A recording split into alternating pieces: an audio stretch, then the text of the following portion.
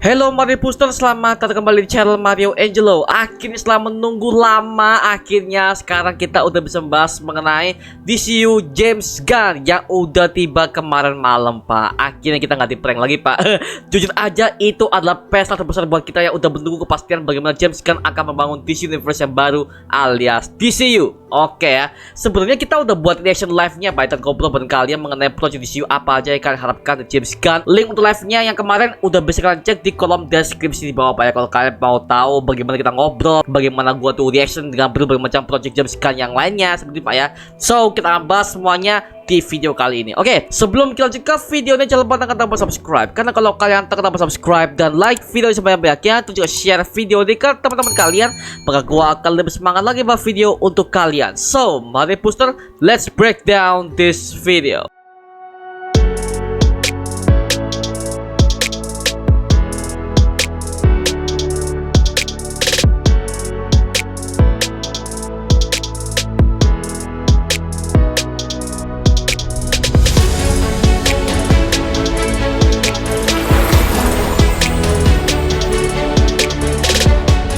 Oke, sebelum dia mengenalkan semua projectnya, si James Gunn menegaskan bahwa Shazam 2, Aquaman 2, dan Blue Beetle ini semuanya akan berpengaruh ke dalam DCU James Gunn. First, we have Shazam, Fury of the Gods. Shazam has always been off kind of in his own part of the DCU, so he connects very well. That moves directly into The Flash, a fantastic movie that I really love that resets the entire DC universe. Then to move into Blue Beetle and then into Aquaman 2, which leads directly into our next few projects. Kalau menurut gua, kemungkinan yang dilanjutkan itu adalah kisahnya. Cuman ada perbedaan originnya, ya, di mana ini sama seperti di komik, di mana kisah lanjut tapi originnya berbeda setelah The Flash melakukan restore Flashpoint untuk kedua kalinya dan lahirlah DC New 52.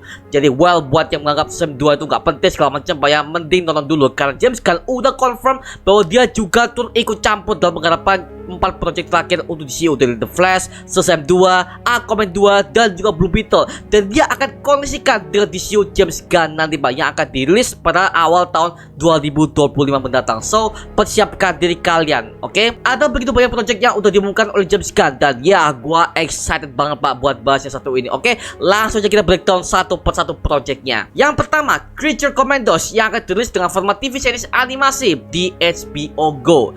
Nah, sebenarnya Creature Commandos ini adalah sebuah tim dari para monster dan orang-orang yang freak dan juga memiliki setting latar waktu pada masa Perang Dunia Kedua yang dipimpin seorang letnan yang bernama Shrift. Nah, sebenarnya untuk karakter Letnan Shrift dalam versi live action ini udah pernah ditampilkan sebagai villain di Arrow season ketiga ketika Oliver Queen sedang melakukan misi penyelamatan bersama dengan Amanda Waller dari ancaman Letnan Shrift yang berusaha untuk menyebarkan virus Alpha Omega ke China. Untuk Creature Commandos ini memiliki berbagai macam anggota yang terdiri dari Aten, Bogman, Medusa, Patchwork, Velcoro, Frankenstein, dan juga Wolfpack, Pak ya. Nah, series ini akan berformat TV animasi. Jadi well, kita akan lebih mengenal mengenai tim monster yang akan diwujudkan oleh James Gunn ini, Pak ya. Makanya gue bisa ambil kesimpulan DCU chapter pertama ini namanya adalah Gods and Monsters, karena si James Gunn ini mau mengangkat tema monsternya juga nih, seperti itu. Jadi kemungkinan Creature Commandos ini akan menjadi series animasi DC yang bertemakan monster, Pak, seperti itu ya. Oke, lanjut. Yang kedua, Waller yang akan berformat TV series live action. Nah, kabar yang kita dapatkan adalah Amanda Waller ini masih tetap diperankan oleh Viola Davis dari DCU. Jadi dia nggak kena di cast, Pak ya. Nah, di series Waller ini akan menunjukkan kisah dari Suicide Squad 2021 kemarin, di mana kejahatan yang pernah dilakukan oleh Amanda Waller ini akhirnya disebarluaskan oleh anak tunggalnya sendiri, yaitu Adebayo, yang udah tahu bahwa Argus memiliki banyak sekali skandal dengan pemerintah Amerika Serikat, sehingga Amanda Waller akhirnya ditangkap. Dan juga dalam series ini Amanda Waller akan berkolaborasi dengan tim Peacemaker yang ceritanya akan ditulis langsung oleh Crystal Henry yang pernah menulis naskah series Watchmen, dan juga Jeremy Carver yang pernah menulis series Doom Patrol. Nah, kemungkinan cerita yang akan dekat ini adalah Amanda Waller kemungkinan akan kabur dari penjara FBI atau enggak pemerintah Amerika Serikat, Pak ya. Lalu setelah itu tim Peacemaker inilah yang akan membantunya keluar dari penjara. Maybe seperti itu, Pak ya. Atau bisa jadi tim Peacemaker inilah yang akan jadi villain utamanya, karena lagi-lagi yang membocorkan semuanya itu adalah Adebayo, salah satu anggota tim Peacemaker sekaligus anak tunggalnya Amanda Waller sendiri. Jadi ya kita belum tahu nih detail gimana, Pak, karena untuk series Waller ini masih dalam tahap pengembangan. Dan juga juga masih menulis naskahnya Pak, seperti itu. So kita tunggu aja dari update selanjutnya Pak. Oke. Yang ketiga, Superman Legacy yang akan berformat film live action dan akan menjadi awal pembukaan DCU James Gunn. Superman Legacy ini akan menjadi titik awal di mana Clark Kent di tahun pertamanya sebagai Superman, dan yang dimaksud Legacy atau warisan ini adalah artinya Superman yang sudah menyumbangkan warisan Kryptoniannya kepada semua orang, alias dia tampil pertama sebagai Superman kepada publik. Dan naskah untuk Superman Legacy ini ditulis oleh James Gunn sendiri dan masih dalam tahap pengembangan. Tapi kalau misalkan Superman Year One yang akan diangkat ya alias Superman yang masih muda, siapakah villainnya? Karena kita tahu kalau Superman masih muda alias dia baru Year One dong, dia masih tahun pertama dong ketika dia muncul sebagai The Man of Steel ya kan. Karena dari pengumumannya kemarin itu si James Gunn belum menjelaskan siapa villain pertama yang akan dihadapi oleh Superman versi muda di sini. Well, tebakan gua yang paling masuk akal dengan kedatangan Superman pertama kali itu adalah Lex Luthor. Kan sebenarnya dalam komiknya juga seperti itu Pak, bahwa ketika Superman itu udah tampil pertama kali sebagai The Man of Steel, Pak ya, sebagai dewa ya, dewa penyelamat lah di kota Metropolis, yang notice pertama itu adalah Lex Luthor, dan dia berencana untuk membunuh Superman karena menurut dia alien seperti Superman ini hanya sebagai ancaman, dan dia memutuskan untuk menyelamatkan dunia dengan caranya sendiri Pak, seperti itu. Well, mungkin seperti itu Pak ya, atau enggak bisa jadi film pertamanya dia itu ada General Zod yang memang dia berencana untuk membunuh Kal-El, putra dari Jor-El yang pernah memiliki konflik di planet Krypton dengan si Zod ini, sehingga itulah yang menyebabkan planet Krypton ini hancur. Mirip lah ya seperti konflik yang udah pernah kita lihat di film Man of Steel dan juga Superman 2 versi Richard Donner di tahun 1980 Pak ya. Well, kita masih belum tahu nih informasinya apa nih, tapi gua harapin sih dua villain inilah yang akan jadi konflik utama Superman di film pertama nanti Pak, karena film Superman Legacy ini akan dirilis pada tanggal 11 Juli tahun 2025 mendatang. Tapi yang gua harapkan Pak ya untuk Superman Legacy ini, gue mengharapkan Clark Kent kan masih muda, dia kan masih muda. Jadi gue mau Clark Kent ini ada hubungannya dengan Lex Luthor. Katanya James Gunn ini akan mengangkat kisah Lex Luthornya seperti itu. Jadi Lex Luthor ini akan jadi villain utama juga, tapi sekaligus dia juga ada hubungan dekat dengan Clark Kent sebelum akhirnya mereka menjadi villain yang sesungguhnya sebagai Superman dan juga Lex Luthor yang kita kenal di komik Pak, seperti itu. Makanya kalau mereka akan menggunakan term seperti itu ya, jadi mereka akan terinspirasi dari series Smallville. Nah, jadi gue pengen tahu antara hubungan Clark Kent dan juga Lex Luthor Pak, sehingga dinamika mereka dari awal teman jadi musuh sekarang. Nah, gue pengen tahu seperti itu apakah akan diangkat oleh James Gunn, kita tunggu saja. Oke, lanjut. Yang keempat, Lanterns yang akan berformat TV series live action. Akhirnya Pak, Green Lantern udah dibuat live action. Gila, setelah kita udah menunggu selama 10 tahun lebih Pak ya, dengan Ryan Reynolds ya, dengan film ampasnya. Akhirnya Warner Bros sudah berhasil melangkah lebih maju dengan cara mereka akan merilis Lantern yang akan mengangkat kisah dua petugas kepolisian antar galaksi yang dari kesatuan Green Lantern, yaitu Hal Jordan dan juga John Stewart, yang kemungkinan mereka udah diceritakan sebagai polisi antar galaksi yang udah profesional Pak. Jadi secara audisi mereka itu nggak akan bisa lagi seperti zaman-zamannya Ryan Reynolds dulu Pak, seperti itu. Dan kemungkinan kenapa nama Lanterns aja, berarti James Gunn akan explore lebih dalam mengenai berbagai macam kesatuan polisi antar galaksi yang lainnya seperti Yellow Lantern, White Lantern, Blue Lantern, Red Lantern, bahkan sampai ke Black Lantern. Maybe ya, karena juga aja konflik yang paling gue tunggu sih adalah Black Lantern dan juga Yellow Lantern Pak. Terutama dengan Black Lantern, karena gue suka dengan Black Lantern karena bisa dibilang mereka tuh punya cincin. Ya bisa dibilang cincin itu tuh bisa membangkitkan orang-orang mati tapi menjadi zombie. Nah, gue pengen tahu seperti apa sih kalau misalkan Black Lantern akan menjadi konflik utama dari Green Lantern ini Pak. Apalagi yang dia tuh adalah Hal Jordan dan juga John Stewart. Mereka berdua yang akan menjadi center dari series Lantern ini Pak. Ini live action Pak ya. Ini bukan animasi, ini bukan film pendek, ini live action series di HBO Go nanti Pak ya. Seperti itu ya, oke. Jadi kita tunggu aja mengenai Lanterns ini. Jujur aja gue sangat excited banget akhirnya Green Lantern udah diangkat ke live action series. Well, gue tunggu nih seperti apa hasilnya sih. Oke, lanjut.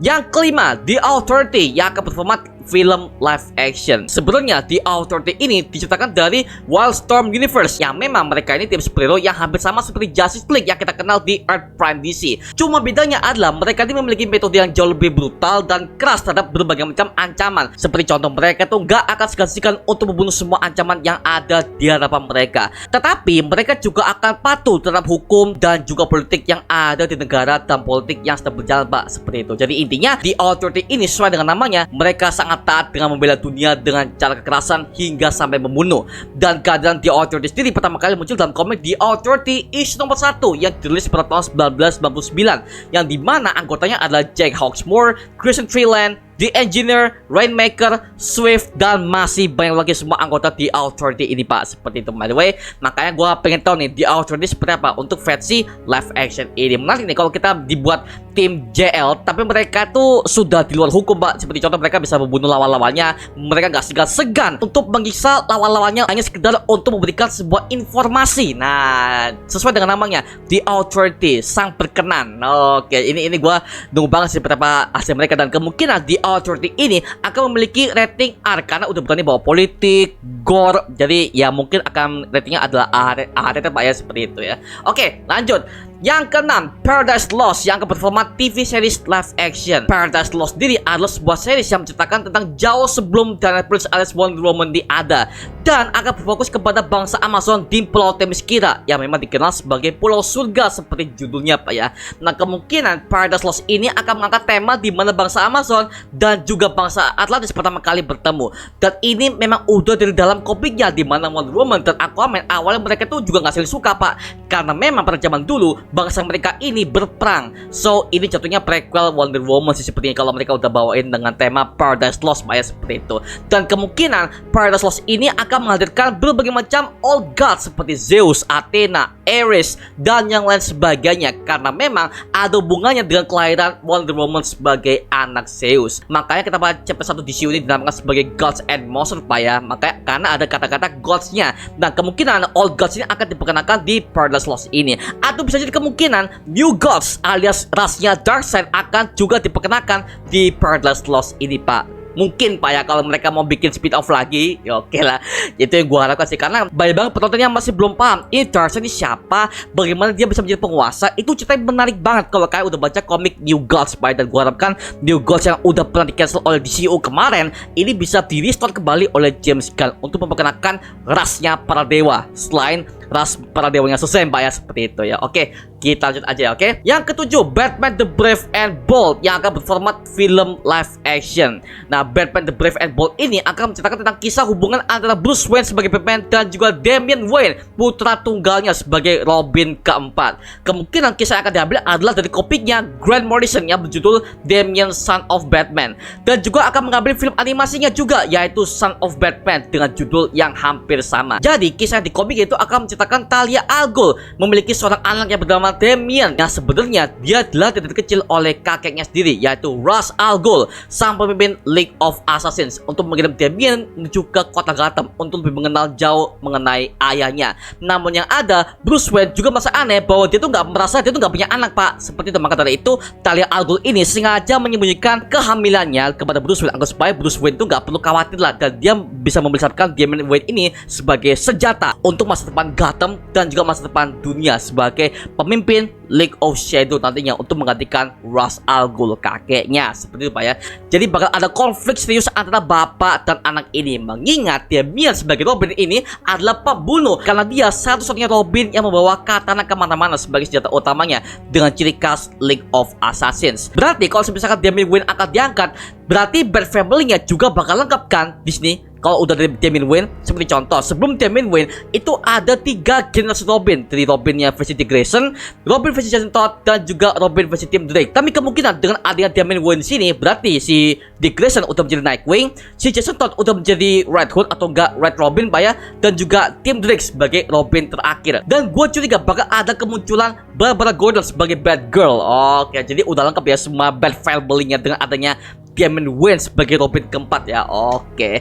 Nah, untuk villainnya kemungkinan yang akan diangkat itu adalah Ra's al Ghul dan juga Deathstroke. Jadi sepertinya villain utamanya adalah Slade Wilson alias Deathstroke ya, kalau kita udah baca komik Pak ya, dan kita kalau udah lihat film animasi The Son of Batman di DC AMU. Well, kita tunggu aja Pak ya, soalnya gue nunggu banget project yang satu ini karena ada Damian Wayne-nya anjir, sumpah ini adalah Robin yang paling bangke, sombong, dan juga sadis parah. Dan juga Damian Wayne juga sempat bergabung kepada Teen Titans versi generasi kedua. Nah, kita tunggu aja. Kalau misalkan Damian Wayne udah ada, berarti ini bisa dipastikan Bat Family-nya tetap lanjut atau enggak kemunculan Teen Titans gitu Pak ya. Gua pakai S aja kalau udah ada Damian Wayne sebagai Robin Pak ya. Oke, gua tunggu sih dinamika antara Batman dan Robin versi anak sendiri. Waduh, ini gua pengen tahu seperti apa sih. Oke, lanjut Pak ya. Yang ke-8, Supergirl, Woman of Tomorrow dengan format film live action.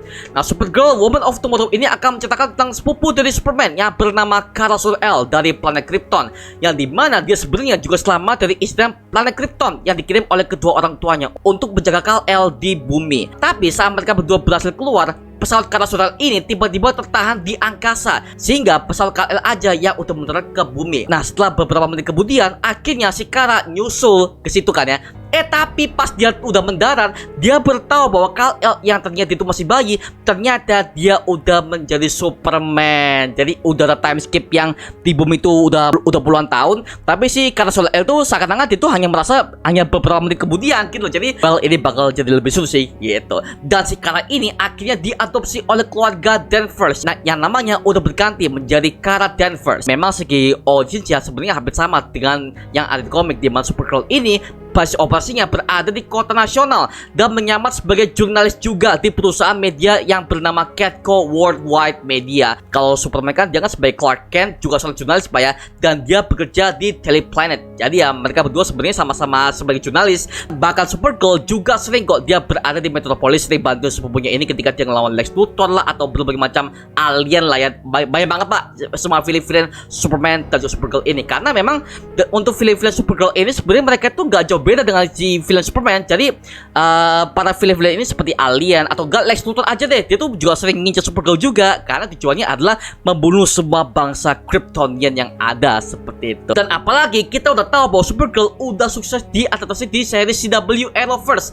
Nah, menurut gua season 1 sampai season 4 itu bagus banget, ceritanya udah gak maksa dan karakternya tuh unik semua. So ya, maybe di versi James Gunn di DCU nanti Supergirl akan menjadi hero wanita Kryptonian yang bisa jadi jembatan untuk Superman setelah film Superman Legacy-nya Pak ya. Gue curiga bakal ada tim superhero yang lain, itu adalah Legion of Superheroes, karena Supergirl juga menjadi anggota Legion of Superheroes ya, dimana tim Legion ini adalah mereka itu berasal dari masa depan, yang dimana itu semua hero di bumi itu udah terkenal, sehingga ya mereka melakukan sebuah time travel, mereka memperbaiki waktu, dan juga mereka sebagai penjaga galaksi. Nah, ini udah mulai meluas nih untuk di universe James Gunn ini. Jadi mereka kayaknya udah mau fokus ke kosmik mungkin atau bagaimana. Well, kita tunggu saja Pak ya. Ini wow, Supergirl anjir, mantap. Oke, lanjut Pak ya. Tapi masalahnya kita nggak tahu nih apakah Supergirl ini akan diperankan oleh Sasha Calle yang ada di Flashpoint atau tidak. Well, kita kurang tahu Pak, karena pemeran ini masih dirahasiakan banget, atau enggak bisa jadi James Gunn akan mengambil peran si Sasha Calle di The Flash sebagai Supergirl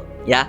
Cuma beda, karena Supergirl di versi The Flashpoint itu ceritanya beda banget dengan apa yang ada di originsnya di Supergirl movie ini Pak, seperti itu. Makanya so kita tunggu aja, oke? Yang ke-9, Booster Gold yang akan memiliki format series live actionnya. Nah, Booster Gold ini adalah superhero yang lawak banget, dan dia adalah seorang time traveler alias penjelajah waktu di DC Universe. Alter egonya adalah Michael Carter yang berasal dari masa depan, tepatnya pada abad ke-25. Dia dikisahkan hidup di kota Gotham dan dia bekerja sebagai penjaga museum. Sampai akhirnya Michael ditemani oleh Skids, beberapa penjaga museum yang sangat canggih, dan karena Skids ini mengetahui semua pengetahuan yang sangat banyak, akhirnya Michael memanfaatkannya untuk mempelajari dunia superhero. Sampai akhirnya Michael menggunakan teknologi Skids untuk mencuri beberapa alat canggih yang disimpan di museum tersebut, seperti cincin time travel milik Legion of Superheroes, yang kedua sabuk ajaib milik Brainiac 5, dan juga Time Spear milik Rip Hunter, sang kapten penjajah waktu. Dengan teknologi yang ia curi, akhirnya Michael Carter menjajah waktu ke abad ke-20 dan berencana menjadi superhero di zaman tersebut. Sampai akhirnya Michael membuat kostumnya sendiri sekaligus menjadi selebriti yang kita kenal sebagai Booster Gold. Sebenarnya kisahnya bagus banget kok, dan juga superhero sangat-sangat asik, mana Booster Gold ini sekaligus dia itu adalah pemimpin Justice League di abad ke-20, dan dia juga sebagai selebriti yang terkenal banget Pak ya, sehingga dia itu lebih mengutamakan pamornya dia sebagai seorang selebriti Pak ya. Pekerjaan dia sebagai superhero ini adalah sebagai ya pekerjaan sampingan dia lah, seperti itu. Tapi yang dia utamakan ini adalah pamornya dia sebagai selebriti. Dan Booster Gold ini ada hubungannya dengan Blue Beetle versi Ted Kord alias generasi kedua. Berhubung Blue Beetle tahun ini yang akan diangkat itu adalah versi ketiganya, yaitu Jamie Rush. Tapi ini tetap masih ada hubungannya dengan Blue Beetle versi Ted Kord, karena Ted Kord juga akan muncul di film Blue Beetle nanti Pak, seperti itu. Dan ini juga bisa jadi jembatan dari film Blue Beetle ke Booster Gold, karena memang sebenarnya Blue Beetle dan Booster Gold ini adalah seperti saudara sendiri, alias mereka itu teman deket lah ya. Makanya gue berharap Booster Gold bisa hadir maksimal di seriesnya nanti Pak di HBO Go. Dan sebenarnya secara live action dia tuh udah pernah muncul di seri Smallville season ke-9, di mana situ dia bertemu dengan Clark Kent yang masih menjadi The Blur sebelum namanya menjadi Superman nanti di masa depan. Well, kalau mau nonton ada kok di Amazon Prime. Oke, lanjut. Yang terakhir, Swamp Thing yang akan berformat film live action. Sebenarnya Swamp Thing ini udah pernah dirilis secara series di HBO Go dengan judul yang sama dan berjumlah 10 episode. Dan itu udah serem, brutal, dark parah pak. Karena ini temanya adalah monster dan juga magic ya, seperti itu. Nah, buat yang belum tahu siapakah Swamp Thing ini pak. Nah, karena kok bentuknya serem banget pak. Apakah itu villain atau gimana? No, Swamp Thing ini adalah anti-hero. Oke, dan bagaimana kisahnya? Nah, Swamp Thing ini menceritakan tentang seorang ilmuwan biochemicals yang bernama Alec Holland. Dia menemukan sebuah rumus baru yang bernama bioresurrective dalam pemecahan akar masalah makanan. Namun, tanpa sepengetahuan dia, Nathan Ellery, seorang ilmuwan yang bersaing dengan dia, ini nggak suka dengan penemuan tersebut. Dan akhirnya si Nathan Ellery ini membayar seorang penjahat untuk menyerang dan menghancurkan laboratorium milik Alec Holland ini. Nah, tanpa sepengetahuan Alec dan istrinya, seorang penjahat yang udah disewa oleh Nathan ini telah menerobos masuk ke dalam sebuah labnya mereka dan kemudian memasang bom di fasilitas tersebut. Sampai akhirnya Alec Holland terkena ledakan tersebut. Sampai akhirnya Alec Holland ini dalam keadaan terbakar dan dia berusaha berlari dari situ untuk menuju ke sebuah rawa-rawa. Nah, Alec pun terjatuh ke sana. Dalam waktu singkat, rupanya ledakan tersebut membuat tubuh Alec itu berhasil menyerap bioresurrective yang udah dia teliti tadi pak. Seperti itu. Saat ia nggak sadarkan diri, akhirnya bioresurrective ini pada dirinya mulai menyerap lingkungan di sekitarnya, yaitu rawa-rawa kan, dia kan jatuh ke rawa-rawa kan ya. Alhasil tubuhnya nggak sengaja menyerap semua apa yang ada di dalam rawa-rawa ini.